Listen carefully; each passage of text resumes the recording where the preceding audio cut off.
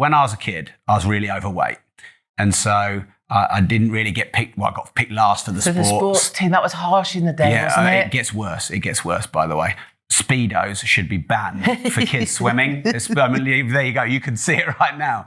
And what was your nickname?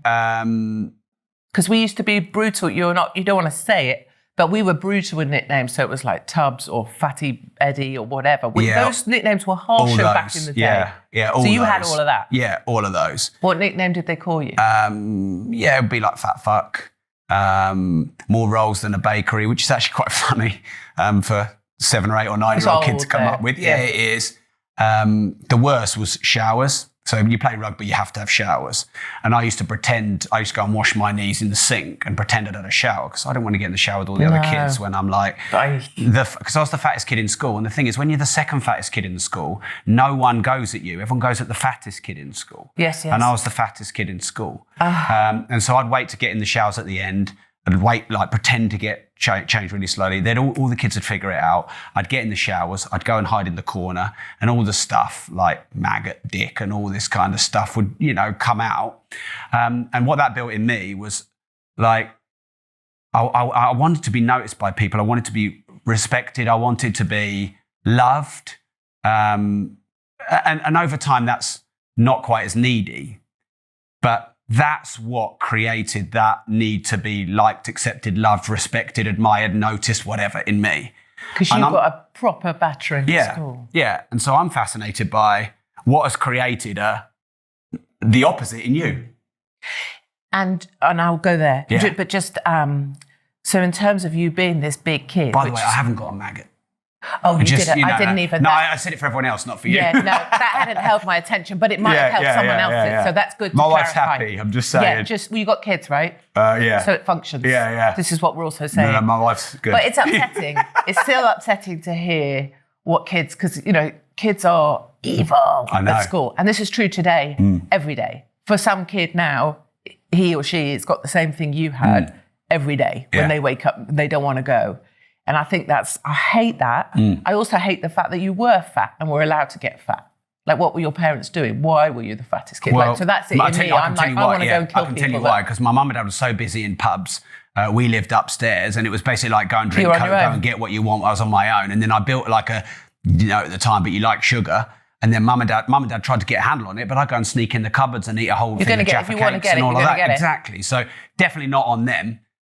Because when I see fat kids, I look at those parents and I do want to say something. Like every time. On this holiday, when I see massive kids, I do, and the parents are usually chubbers. Yeah. You want to say, what are you doing? Yeah. Because that is the result. It's the bullied kid at school. Is there not a part of you that thinks, though, it's just their business, it's their life? No, you can't. Not on the fat If you thing. think it, you have to say it. No. I don't say it because I respect they're on holiday and I don't want to upset them on their holiday. You don't mind pinging it on your Twitter in front of 900,000 people? I don't mind putting on 1 million people. Oh, sorry. I don't mind putting on 4 9 stone. inches, if that's how we're doing it, 9 inches. If I don't mind putting on 4 stone and losing it again to prove fat people are lazy. I wanted to talk to you about that.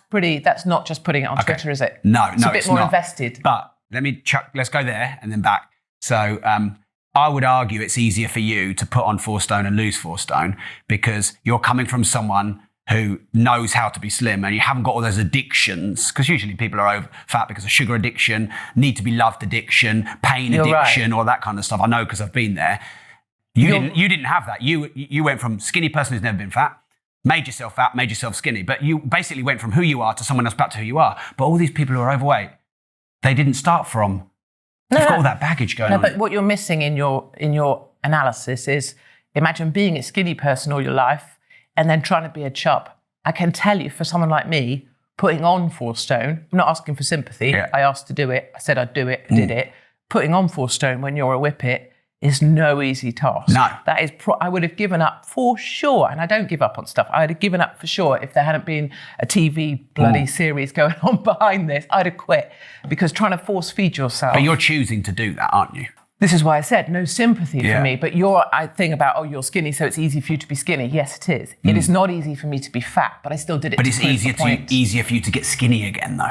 Yeah, except if you do that without needing a personal trainer like some of us might need, without needing a special gym, without needing to spend anything, with only doing it with a pair of sneakers and by walking, I think you're setting a fairly strong example of what can be achieved if you don't want to be tubs and you haven't got, or you're able to process emotional issues. Yeah. But I think my point rather being, there's been a lot of my life where people say you're lucky to be skinny. And I would always think, nah. No one's lucky to be anything. Yeah, and also, well, mostly just a lot of people are fat because they eat too much. Now, there's a whole world of reasons why that is, but the fundamental point is you eat too much. And I think we need to get to a level of honesty about that. Yeah. Because even if people say, well, I'm on medication. Well, yeah, sure, but you still eat too much. Yeah. That's all that the conversation I was trying to start, really. Well, I thought that was brilliant, by the way. And those kind of challenges excite me. I guess what I'm trying to say, and I'm not being provocative here, but I just kind of say, I'm not sure it's an accurate split test, because what you couldn't, giving you all the baggage and the emotional pain that overweight people have had, and then doing it, maybe that would have been harder. Yeah, no, I think you're missing the point. Not many people have done it because it's bloody hard to do. You go around, ask some women how they would feel about becoming a tubs.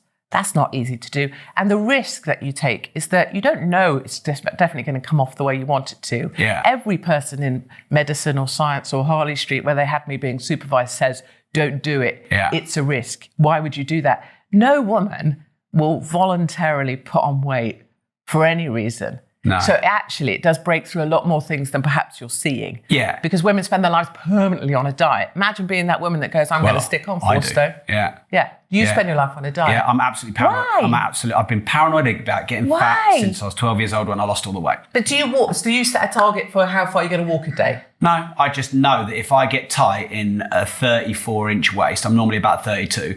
And if I get to because I have 2 wardrobes, a 32 and a 34. Do you? Yeah, I do. And if I get to 34 and it's tight, all the pain comes back from when I was a kid. Challenges down the gym, running all the time, loads of weights. And I sort of oscillate between 77 and 83. I've got a lot of baggage around this. And you have. I didn't think this podcast was going to go this way, but it's cool. It doesn't have to go anyway. No, you're right about that. But my baggage has not gone away. No, I lost the weight because I wanted to be noticed by girls and I didn't want to be called a fat fucker anymore. And I wanted to be able to get in the showers like all the other normal kids.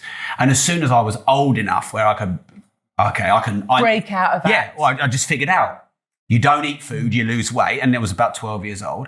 I had a big motivation because I moved from one school to another. And all the kids in the senior school were like, you fat fucker, when you come to senior school, we're kicking the shit out of you. So I begged my mum and dad to move me private school. They did. And I lost all the weight. I drank 8 cans of Diet Coke a day. Because when you're a kid and you see Diet Coke, you think drink Diet Coke, lose weight. If you drink 8 cans of Diet Coke a day and you don't eat any food, it fucking works. You lose weight, but of course it's not healthy. That has never gone away. Never. And it will never go away. It's who I am now. It's who I am. And it'll be something like hardwired in. Yeah. But it has an upside, it has an equally upside benefit. Because I care about people because of what I didn't get when I was younger. I care about my clients. I want to make people happy because I didn't have it. Yes, and there's a similar thing I have with many people who maybe did like Fat Story or watched it or decided to do some steps or do we were doing marching in the ad breaks. We were doing walking up and down your stairs because the point was you didn't have to spend any money. That was the key to this whole thing. Otherwise, it's pointless. Yeah, because that's procrastination, isn't it? If you've got to spend money to lose weight, it's not going to help someone who's got 3 kids and no time. No. So my point is this sense of finding a happiness by losing weight. I don't care who's fat. I don't care if you want to be the fattest person on the planet, never leave your house and whatever. But knowing the joy of people who lose weight and find a new life and find that it's brilliant for themselves. And now suddenly they feel confident. And now suddenly they can go, because a lot of women and men get to the front door of their house, hold the door handle, but can't bring themselves to leave the house because they feel horrible.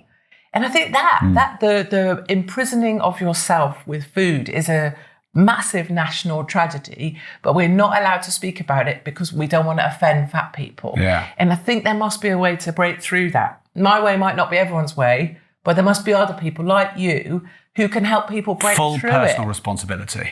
Yeah, but you also the hurt that it caused you, and still you can still tap into that. Yeah, I was quite lucky that it caused me so much hurt because it got me to the point where I actually did something about it. If it had caused me mild hurt, I probably wouldn't have changed anything. And that's what worries me about the kids now, that are being protected and cushioned, and you can't have that protein shake poster-up because she looks too hot. You can have this tubs though because, woohoo, we're all beautiful on the inside. It worries me that we are over-cushioning people.